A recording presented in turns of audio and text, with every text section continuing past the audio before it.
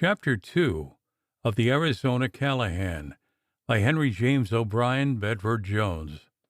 Read by John Brandon. Chapter 2. Nellie Callahan saw that this man Hardrock was a stranger, and yet he was not a stranger. No one but a fool would have walked ashore on the Beavers and claimed ownership of land unless he was known and accepted, for little good his law title would do him. Hardrock was certainly not a fool, however, and at the same time he had some knowledge of the islands. He had hidden his canoe and the stuff in it, and it was significant that Nellie did not look upon the story he told as a lie, but as justifiable precaution. Was it his motor-boat that she had seen sinking? "And did ye say," inquired Hughie, recalling the boat, "that your boat had gone down?" "Motor-boat," and Hardrock nodded in affirmation. "Hit a sunken rock out yonder, and rigged her bottom out." "Where from?" "St. James." Hughie scowled at that, as well he might, since no one but an islander was from St. James, and this man was no islander. Set in the middle of Lake Michigan, inhabited by 150 families, each related to the others, living by the loot of the lakes and woods. The islanders were a clannish lot who clung together and let the world go by. A few Indians lingered. A few outsiders had roamed in. A few tourists came and went. And over on High Island was the colony of Israelites.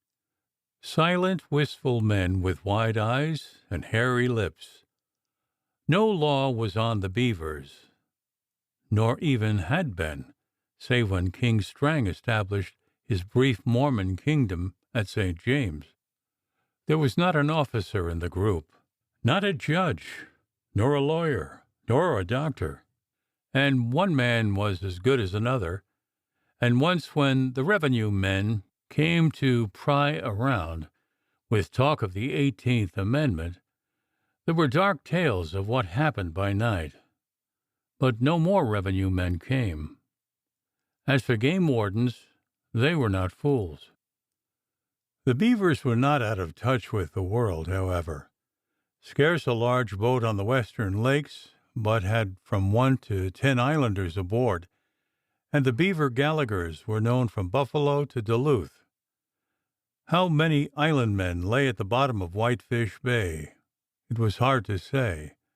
Some who made money spent the winters in Chicago or elsewhere, and Bowery Callahan, who swung the island vote, was state road inspector and traveled up and down the land enjoying his ease. Nellie looked at the two men by the fire and felt a sudden hurt in the heart of her for the smiling stranger. He had no fear in his eye, and under his brown throat his skin was white like ivory, and his arms under their tattered sleeves were smooth as silk. At him as he ate glared Hughie Dunleavy, broad and dark like all the Dunleavys, rippling with great muscles, a man with strength to toss a box of fish like a toy, and many a tale was told of Hughie on the lake boats, and how he put the boots to any man who dared stand up to him. Now Hardrock sighed and smiled at Nellie, and thanked her for his meal. "We'll have our talk," said he to Hughie, "and then I'll have a smoke." "I'm not so sure about that," said Hughie. "What are you doing here?" "Resting on my own land, if you want to know. I bought this end of the island from Eddie John Macaulay in Charlevoix." There was no parry between the two of them, no hesitation. Hardrock looked Hughie in the eye and gave him the news, straight and direct. "Buying isn't keeping," said Hughie. "We'll have a word about that matter. Eddie John told us to take the timber if we wanted it, and take it we will." The gray eyes of Hardrock glittered for a moment. "Take it you won't," said he bluntly. Hughie laughed, and it was a laugh to reach under the skin and sting. "Is that so, Mr. Callahan?" It's sorry I'd be to hurt ye, and you washed ashore and out of luck. So keep a civil tongue in your head. Have no such talk around Matt Big Mary. I warn ye, for this is his camp and mine, and he's a bad man in his anger." Hard Rock's thin lips twitched. "So they said about Connie Dunleavy this morning in St. James. I hope he's not related to you. He came out on the dock to have a talk with me, and I think they're taking him over on the mailboat this afternoon to the hospital." Hughie scrambled to his feet. "Glory be! What have ye done to my brother Connie, you red-haired outlander?" "Not a thing," said Hard Rock, and chuckled. "Poor Connie fell off the dock. I think he broke a rib or two, and maybe his shoulder." "Get up!" cried Hughie hoarsely, passion flaming in his face. "So that's who marked ye up, eh? Then I'll finish the job." Hard Rock stretched himself and began to rise, lazily enough. Just then Nellie Callahan stepped forward. "Don't, Hughie!" she exclaimed. "It isn't fair. You mustn't. He's all worn out." Hughie turned on her and shoved to her side. "Out of this. Stand aside and see." He never finished the sentence, for Hard Rock was off the ground like a spring of steel, a billet of firewood in one hand, and the sound of the blow could be heard across the clearing. Struck behind the ear, Hughie Dunleavy threw out his arms and went down in a heap. Hard Rock looked at Nellie Callahan, and the glitter of his eyes changed to a smile. "So that's that," he said coolly. "Too bad I had to use the stick, Miss Nellie. But you spoke the truth when you said I was done up. Don't worry about him. He'll come around after a bit. Do you suppose you could find me a bit of dry tobacco? Then we'll sit down and talk things over." For a moment the girl looked at him. She was blue of eye and black of hair, and the color was high in her cheeks. And when she smiled there came a dimple on either side of her mouth, and her body held a spring of the foot and a supple grace of round lines that the school teaching hadn't taken out of her. Suddenly a laugh broke in her eyes. "Hughie had it coming, I think," said she, and turned. "I'll get you the tobacco." She got him some and sat down at the fire and watched him stuff it into his pipe and light it with an ember. Hughie Dunleavy lay where he had fallen. "Father and the other boys will be back in an hour or sooner," she said. "I think you'd better go and get that canoe of yours and be off while you have the chance." Hard Rock gave her a swift look, then chuckled. "Oh, saw me land, did you?" "No, I'm not going, thanks. I'm staying." "Then you'll have trouble, I'm afraid." He shrugged and lay back on one elbow, smoking contentedly. Very likely Eddie John Macaulay thought he worked a smooth trick when he sold me this end of the island, timber and all. But I'd been warned beforehand. I spent the night at St. James and went up to the dance and had a grand time. Connie Dunleavy had too much moonshine, though, and this morning he started to make trouble. "Listen, please," said the girl, an urgent note in her voice. "You can't take this seriously, but you must. You don't understand. You'll not be allowed to stay. After all that's happened. Who was shooting out in the channel? What boat was that I saw sinking?" Hard Rock took the pipe from his lips and regarded her for a moment. "My dear Nellie," he said quietly, "I'm afraid you're the one who doesn't understand. Did you ever hear of Danny Gallagher?"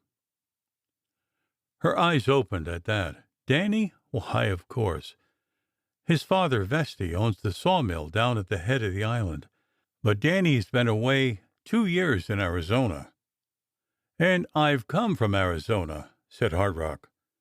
"That's where I got my nickname. I've been running a mine out there, and Danny has been working with me. He's a fine boy, Danny is. He told me so much about the islands that I came up here when I got a year off, and I'm going to settle down in a cabin here under the trees and finish writing a mining book for engineers." Danny has written his father about me. I meant to look up Vesti, but haven't had a chance yet." The troubled comprehension in the blue eyes of the girl deepened at this. "Why didn't you do it first?" she broke out. "If people knew that Danny had sent you here and Vesti Gallagher would answer for you, there'd have been no trouble. Vesti is a big man on the island. A word from him—" "My dear girl, I stand on my own feet," said Hard Rock quietly. "The sunken boat you saw was mine. 2 of Connie's friends got after me. I suppose they thought it was quite safe, for the rain was coming down in sheets, and one could scarcely see 300 yards. They ran me down before I knew what they were up to. Fortunately, I had time to cut the canoe loose and get into her, and then I opened up on the 2 rascals with my shotgun and gave them plenty. Never fear. When I go over to St. James, I'll know 'em again, and take a little punishment out of them for the loss of that motorboat. Satisfied? Are you?"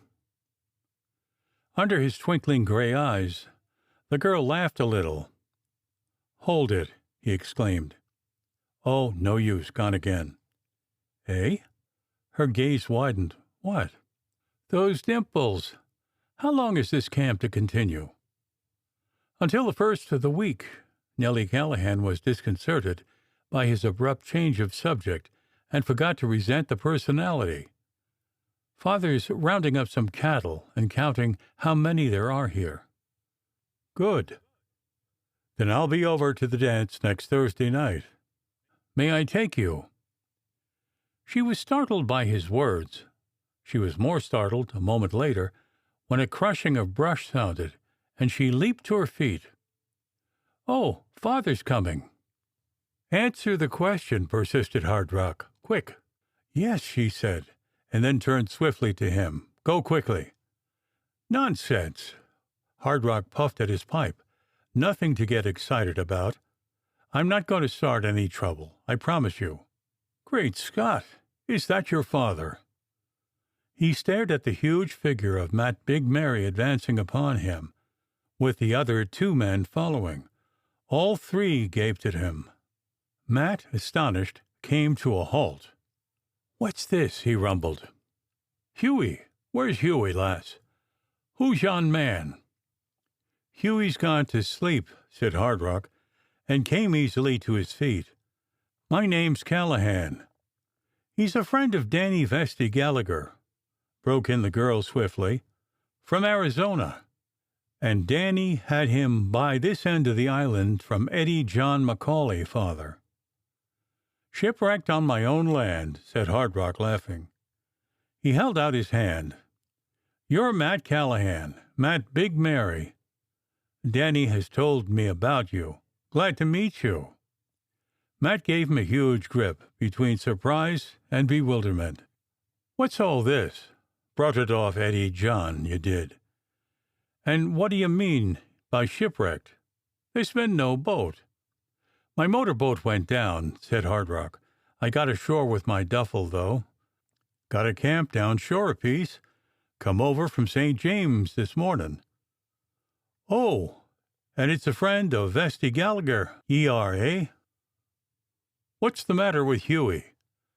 "Hughie made a mistake." Hard Rock grinned cheerfully. "He didn't believe that I had bought this bit of the island. Somehow Hughie and I didn't get along very well. He had some queer idea that I ought to walk home, and I didn't agree with him. So he went to sleep. I guess I'll be going. Drop over to my camp sometime. I'll likely run in and see you again. Thanks for the coffee, Miss Nellie." And he was gone with a wave of his hand before the 3 astonished men knew what to say or do. End of chapter 2.